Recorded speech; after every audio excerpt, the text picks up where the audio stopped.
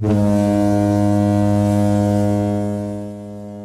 boys and girls. We are here at the Soo Locks in Sault Ste. Marie, Michigan. Here is my friend Michelle. She is the park ranger here.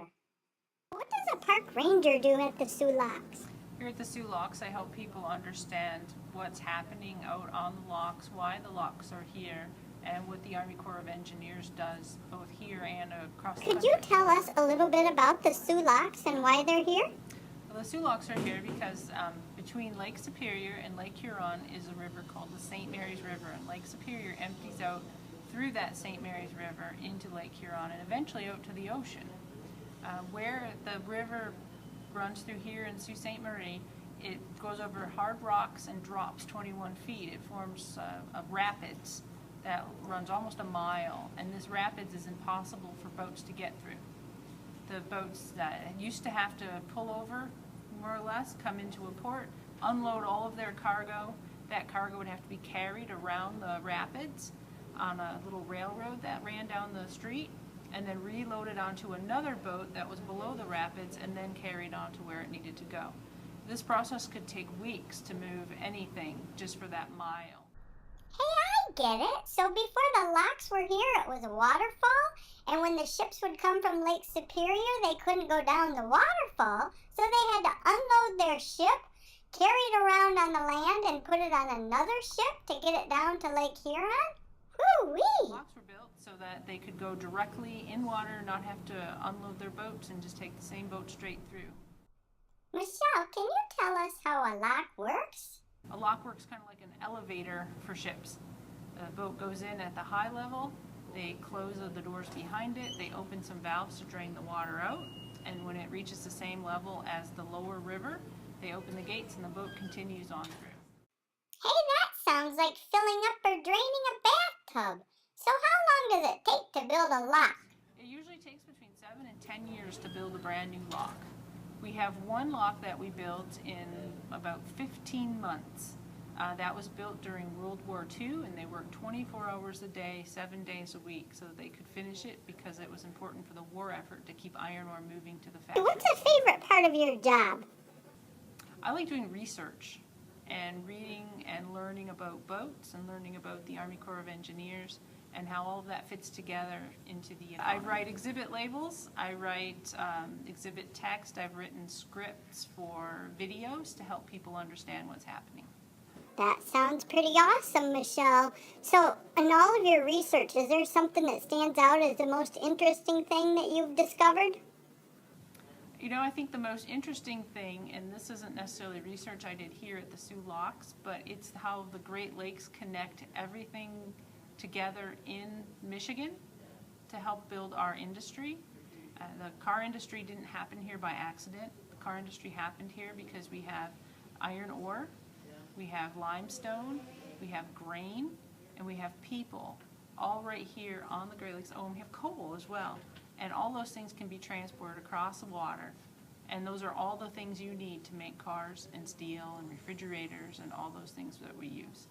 That is such a cool example. You know why?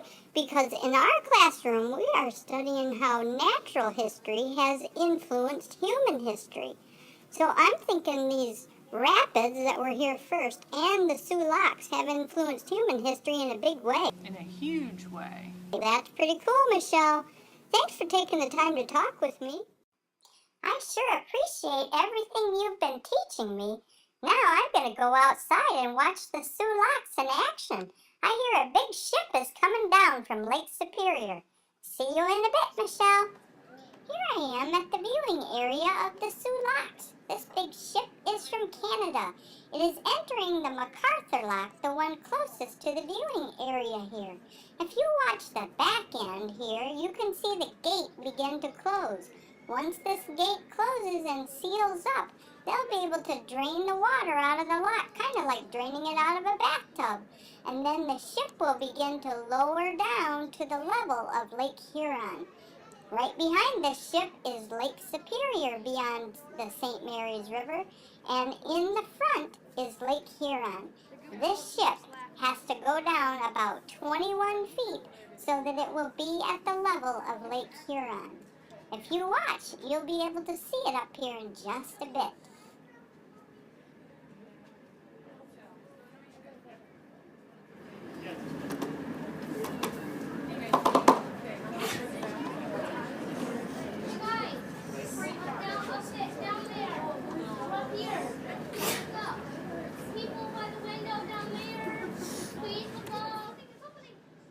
Here it comes. This is going to be so cool.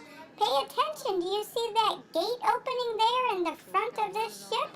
That's because the ship has now gone down to a level that it can reach into Lake Huron. It has dropped about 21 feet.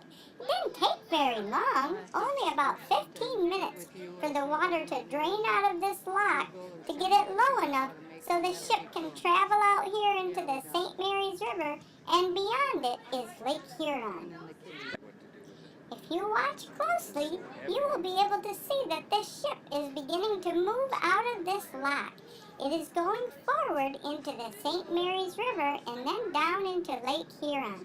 Isn't this simply amazing, friends? Can you imagine that this used to be a waterfall right here in this spot? And when it was a waterfall, ships like this, but not quite this big, they would come in from Lake Superior and have to stop at the waterfall, unload everything out of their ship, take it around on the land in a car or rail car or some kind of transportation, get it down to the Lake Huron side of the river, and load the ship back up again. That would take up to 2 weeks. This only took about 15 minutes. Simply amazing.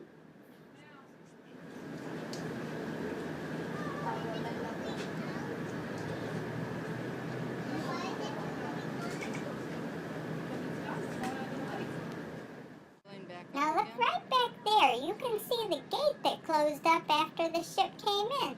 That's a real clear picture of the Soo Lock gate that closes in the ship like a bathtub. Now just beyond that gate, you can also see a bridge. That bridge takes you from Michigan right on over to Canada.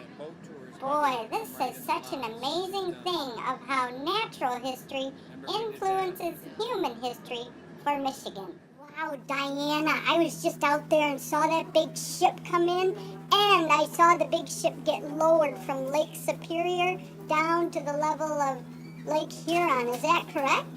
Yes, it is. That was so thrilling. Diana, can you tell me a little bit about that ship? Like, what would you say to the people when you announced the ship's arrival? Okay, I would tell the people, first I would welcome them to the Soo Locks and tell them the name of the ship entering the MacArthur Lock from the upper St. Mary's River or the Lake Superior level was the Algoma Montrealis. And this vessel is owned and managed by Algoma Central Marine. It is 731 feet long and 75 feet wide. And last year it made 30 lockages through the locks. This vessel was built by Canadian Vickers Shipyard in 1962. It's registered to Canada, carries a maximum capacity of 27,800 tons, and its typical cargo is wheat. Where is that vessel going? I would say it could be going to Hamilton, someplace out there. It's going to a Canadian port because it's a Canadian vessel. How many ships are on the Great Lakes today? Well, right now, as far as I know, there's about 57 American, 98 Canadian. Well, that's a big difference from the 3,000 ships there were a long time ago. Yes, but our ships are larger now and carry a lot more cargo. And how many semi-trucks does it take to unload a 1,000-foot ship? It takes 2,330 trucks to carry 1,000-foot vessels cargo. Diana, it's been so nice talking with you. I've learned a lot here at the Soo Locks. Thanks for sharing with me. Okay, and you have a nice day now.